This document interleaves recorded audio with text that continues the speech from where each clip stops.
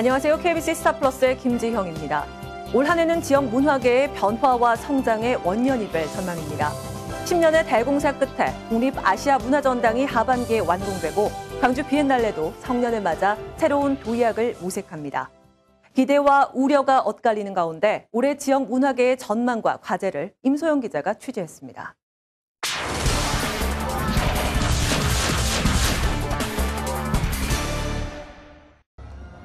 건국 이래 최대의 국책 문화 프로젝트인 광주 아시아 문화 중심 도시 조성 사업.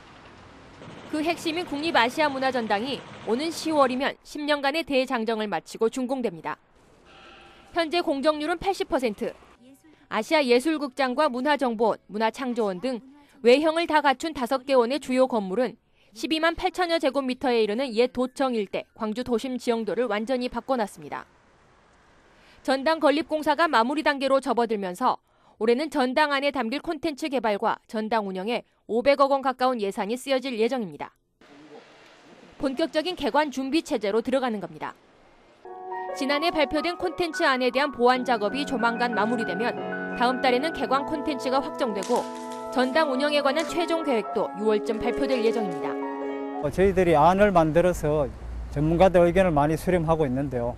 그중에서 저희들이 이제 교류, 연구, 아카이브 기능 쪽으로 조금 확대할 계획으로 있습니다. 뒤늦은 감이 있지만 내년 6, 7월 개관에 맞춰 전당에 담길 콘텐츠 개발 작업도 속도를 낼 전망입니다. 지난해 선임된 아시아 문화창조원의 이영철, 아시아 예술극장의 김성희 감독에 이어서 최근 나머지 3명의 예술 감독이 모두 선임돼 5개 원 모두 프로그램 준비에 들어갔습니다.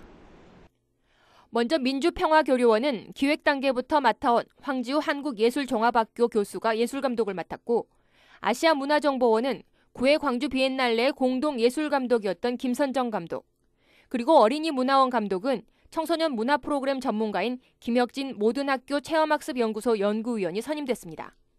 전당에서 만들어낸 자료들이 사람들한테 다시 배급할 수 있게 아니면 디스트리뷰트 할 수 있게 만드는 그런 시스템 만드는 거에 좀 주력하고 있습니다. 하지만 개관까지 1년여밖에 남지 않아 내실 있는 콘텐츠를 개발해낼 수 있느냐가 문화전당 성패의 중요한 열쇠가 될 전망입니다. 건립공사와 콘텐츠 개발과는 별개로 전당의 운영조직 법인화 문제는 해를 이어 올해도 뜨거운 이슈가 될 전망입니다. 전당 운영 주체를 놓고 지역에서는 정부가 전당을 직접 운영할 것을 요구하고 있지만 정부는 법인에 위탁하기로 한 상황. 새해 들어 운영 일부만 위탁하도록 하는 내용의 국회 개정안이 발의돼 2개의 안이 어떤 형태로 조율되느냐에 관심이 모아지고 있습니다. 전당의 정체성은 물론 안정적인 운영 여부를 판가름할 수 있기 때문입니다. 일부는 그 법인에 위탁할 수 있다. 그 재정 문제와 관련해서도 사실은 그 전부 재정 지원을 국가가 해야 되는 것으로 항목을 전부 정해서 못 박았습니다. 또 오는 2023년까지 광주 전역에서 진행될 예정인 아시아 문화중심도시 조성 사업이 지금까지는 전당 건립에 집중돼 왔지만 완공을 앞둔 만큼 광주의 7대 문화권 조성 사업 등 광주 도심과의 연계 방안 마련도 서둘러야 합니다. 개관하기 이전에 개관이 되고 나서 부족한 시설들이 무엇인가, 시 차원에서 또 아니면 문체부 차원에서 좀 냉정하게 검증해서 예를 들면 숙박시설이 어떤지, 식당이 어쩐지 뭐 이런 것들도 보다 구체적으로 점검하고. 지난 1995년 첫 행사를 치른 광주 비엔날레는 올해로 꼭 20년, 성년을 맞았습니다. 광주 비엔날레 재단은 올해 제10회 광주 비엔날레와 별개로 민주, 평화, 인권의 광주 정신을 다시금 세계에 알리는 연중 프로젝트를 준비하고 있습니다. 아시아 문화 중심 도시, 아시아 문화 센터로 가는 길목에 보다 더 활발하고 생생한 목소리를 생산하는 비엔날레가 되어야 되겠다. 이것이 이제 전에 20년 동안이기도 하고 앞으로 20년 비엔날레의 과제이기도. 먼저 전 세계 15개 나라 50여 명의 작가가 국가폭력이라는 소재를 다양한 형식으로 풀어낸 대규모 전시가 오는 8월부터 100일간에 걸쳐 열립니다. 또 국내외 학계와 시민사회가 참여하는 원탁 토론이 오늘부터 시작되고 다양한 퍼포먼스를 통해서 광주 정신을 학문적으로 정립하고 시민사회와 공감대를 만들어 나갈 예정입니다. 우리가 새로 맞이하고 있는 21세기 정치 사회적 혹은 뭐 문화적이고 자연적인 이런 환경 속에서 어떤 형식으로 재구성되고 정립되고 실천되어질 수 있는 어떤 그 전망이나 그 방안은 무엇일까? 광주 비엔날레는 이미 세계 5대 비엔날레로 국제적 위상을 인정받으며 광주의 대표 문화 콘텐츠로 자리 잡았습니다. 이제는 비엔날레만의 행보에서 한 걸음 더 나아가 새로 개관할 아시아 문화전당과 연계해 시너지 효과를 낼 방안을 고민해야 할 때이기도 합니다. 광주의 문화발전소를 목표로 출범한 지 4년째지만 여전히 표류하고 있는 광주문화재단의 바로서기는 지역 문화계의 가장 큰 고민거리입니다. 광주문화재단은 출범 초기부터 이어진 전문성 부족, 불협화음의 비판 속에 지난해 사무처장에 이어 대표이사까지 낙마했습니다. 이런 가운데 전폭적으로 지원해야 할 지역 문화예술인들의 신뢰를 잃은 지도 오래입니다. 문화재단이 이렇게 비판을 받는 가장 큰 이유 중에 하나는 문화재단 자체의 문제도 있지만 시와 문화재단과 관계 설정에 있어서 모든 문화와 관련된 사업을 문화재단을 통해 처리하면서도 시는 비판으로부터 무풍지되어 있는 이런 기형적인 상황도 큰 원인을 제공했거든요. 광주시는 현재 광주예총과 민예총 그리고 학계, 문화재단 관계자들과 대표이사 선출 방식을 비롯한 운영 전반에 대해 머리를 맞대고 있습니다. 우리 대표이사님은 일부에서는 뭐 공모를 해야 된다 이런 주장도 건의도 있었습니다. 그래서 뭐 공모하는 방법이 반드시 능사는 아니지만 아무튼 그런 방안까지도 포함을 해서 한번 저희들이 검토를 해보도록 그렇게 하겠습니다. 하지만 아시아의 문화 중심을 외치면서도 늘 불협화음을 내는 지역 문화계의 자성 또한 필요하다는 지적입니다. 2007년 경영정보연구소는 문화의 전당 완공으로 3조 5천억 원의 직간접 경제 효과가 있을 것으로 예측했습니다. 여기에 현 정부가 창조경제의 토대로 문화 융성을 지목하면서 광주 국립아시아문화전당의 역할은 더욱 기대를 모으고 있습니다. 문화도시로서 광주의 미래를 결정지을 아시아 문화전당과 광주 비엔날레, 그리고 지역 문화의 자양분이 돼야 할 광주 문화재단이 톱니바퀴처럼 맞물려 돌아갈 때야말로 광주가 문화를 통해 다시 한번 도약할 수 있을 것입니다. KBC 임소영입니다.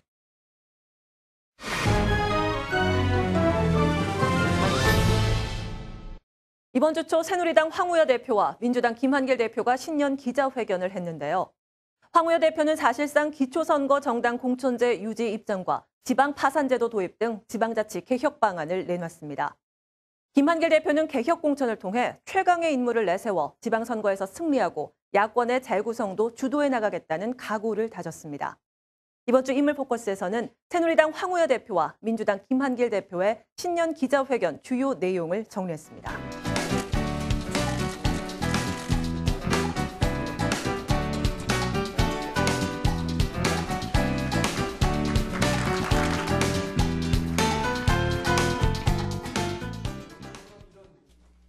기초의회의 효율적인 운영을 원하시는 국민들의 뜻을 받들어서 당 특위에서는 기초의회와 광역의회의 통폐합, 교육감 선거의 임명제, 지방선거의 소선거구제를 일괄하여 제안하고 있습니다.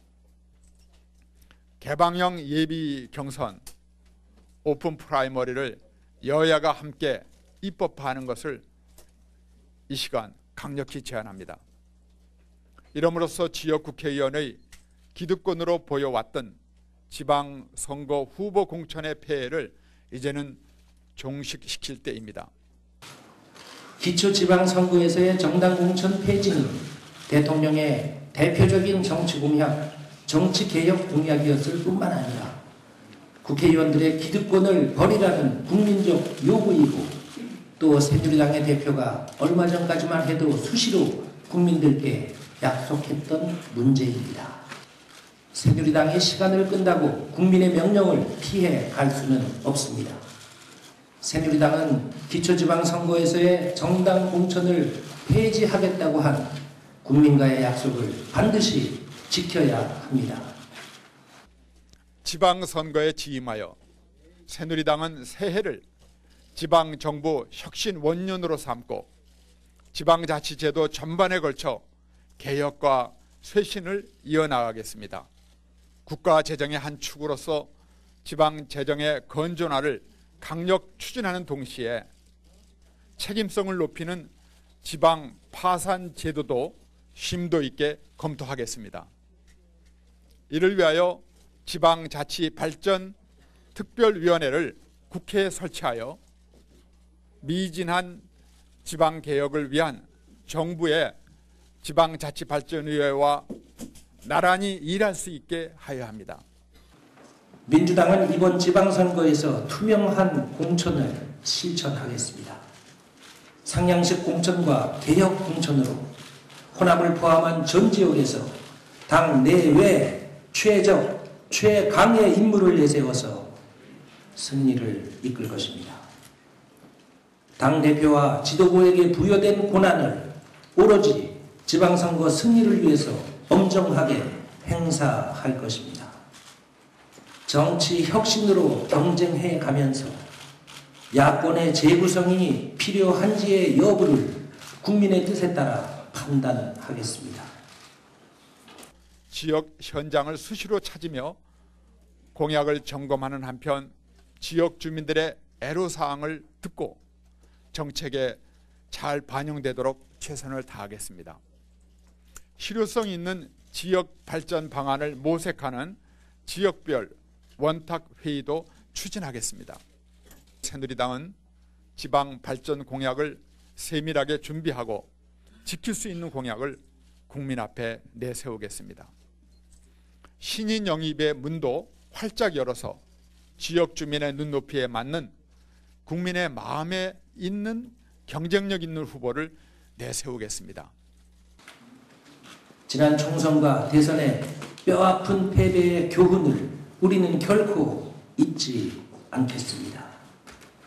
지난 대선에서 저질러진 부정은 그것대로 척결하고 우리 내부의 문제를 직시하는 자기 반성과 성찰을 계속하겠습니다.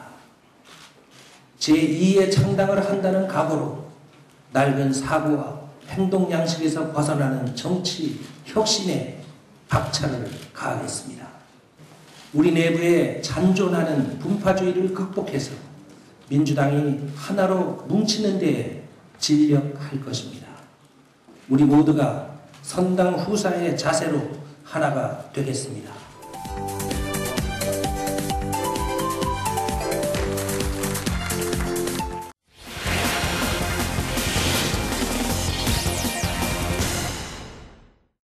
한 주간의 이슈와 주요 뉴스를 정리해드리는 뉴스브리핑입니다. 6.4 지방선거가 5달도 채 남지 않은 가운데 민주당과 가칭 안철수 신당의 광주 전남 민심 잡기 쟁탈전이 시작됐습니다. 최대 지지 기반인 호남 민심을 놓칠 경우 당의 존립 근거가 흔들릴 수밖에 없다는 절박감 때문으로 보입니다.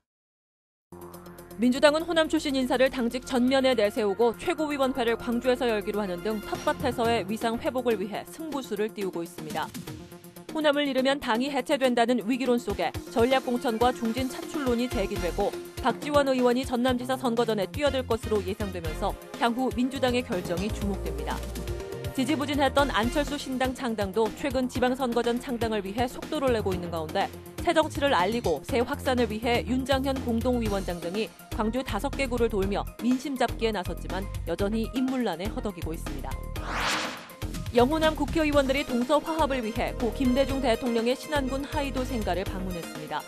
새누리당 소속 경북지역 국회의원과 민주당 전남지역 의원 등 20명은 지난 15일 DJ 생가를 방문해 고인의 뜻에 따라 동서 화합에 앞장설 것을 다짐했습니다.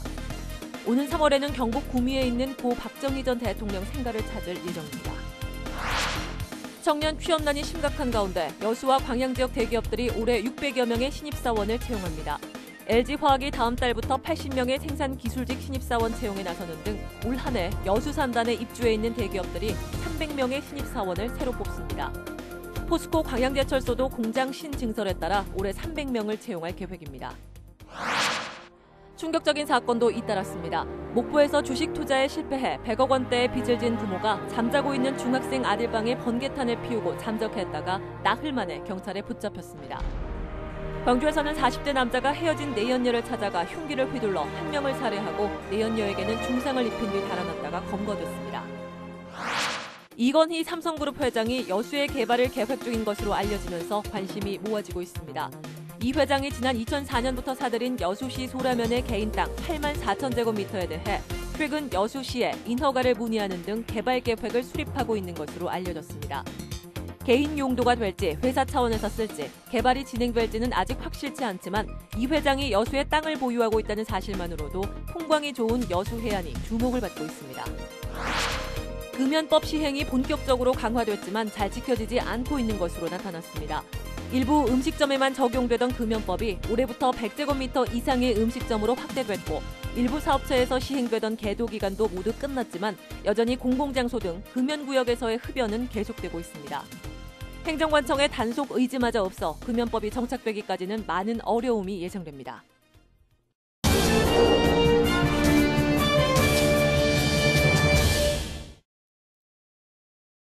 신안 아페도에서 오늘부터 이틀 동안 굴축제가 열립니다. 깨끗한 갯벌에서 자라는 신안의 자연산 굴은 향이 좋고 육질이 단단한데요.